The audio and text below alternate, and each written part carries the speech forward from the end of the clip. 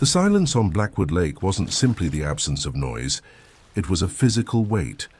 At midnight the water ceased to be liquid and became a sheet of obsidian. Silas sat motionless in the stern, a silhouette against the fog, nursing a thermos of lukewarm coffee. The cold air bit at his exposed skin, but he didn't zip his jacket. He needed to feel the chill to stay awake. The fog didn't drift. It stagnated. It smelled faintly of sulfur and wet wool. Silas zipped his jacket higher, the nylon rasping like an insect's wing in the quiet. He told himself he was alone, that the stories of the drowned choir were just to scare tourists. But when he looked at the water, he didn't see his reflection. He saw only the dark. He cast his line. The splash was obscenely loud. He waited. The line didn't jerk, it simply became heavy. Dead weight, like hooking a submerged corpse. He reeled it in, the ratchet of the reel screaming like a bone saw. The rod bent double, straining against something that wasn't fighting, but simply refusing to let go. It breached the surface with a wet slurp. Spinning slowly on the hook was not a fish. It was a porcelain doll, Victorian era. Its lace dress was grey with algae, clinging to its ceramic frame like a shroud. One leg was missing, but the glass eyes were blue, pristine, and entirely too moist for an inanimate object. A wave of nausea hit him.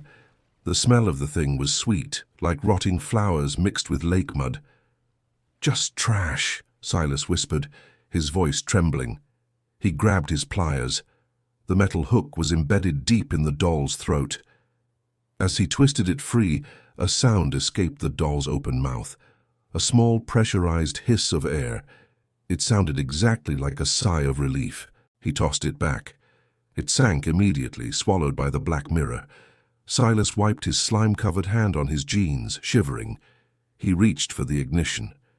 He needed to leave. Now. He pulled the cord. The engine coughed once, a dry, hacking sound, and died. He pulled again. The cord snapped in his hand, leaving him drifting in the center of the nothingness. Silence rushed back in to fill the void. Then a soft thump. Something touched the hull. Then again, thump, like a knuckle rapping on a door. Silas grabbed his flashlight, the beam shaking in his hand. He shined it into the black water. The beam caught suspended particles of silt, swirling as if something large had just passed by. The doll was back. It was floating face up 10 feet away, but it was facing the boat, and it was closer than before. Silas blinked, and in that split second of darkness, the doll moved. It didn't drift with the current. It jerked forward. A foot, then 2. It was swimming against the flow. The water around the doll began to churn. Bubbles erupted to the surface. Then the first hand broke the tension, pale, bloated, the skin peeling back from the fingernails. It reached up and gripped the aluminum gunnel with a wet slap. The metal groaned under a grip that possessed rigor mortis strength.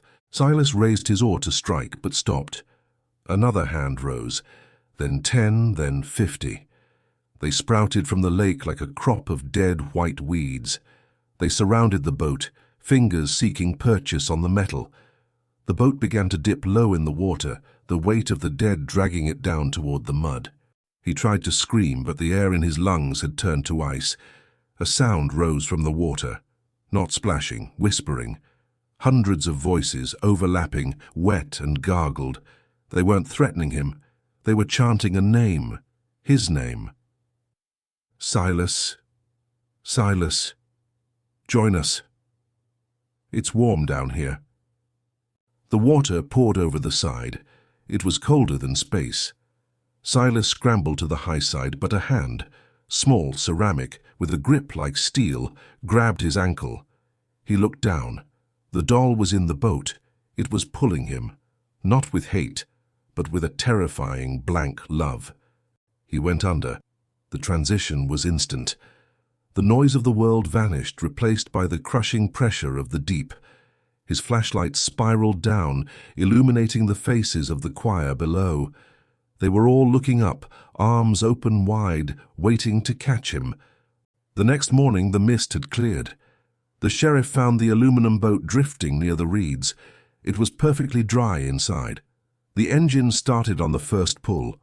On the bench seat sat the porcelain doll. It was drying in the sun, its glass eyes fixed on the empty horizon, waiting for the next midnight. Some lakes have no bottom. Some histories have no survivors. If the water in this story felt a little too cold, subscribe to Old World Whispers. Don't let the silence fool you. And tell me in the comments, what is the strangest thing you've ever found in the water? I'll be waiting on the shore.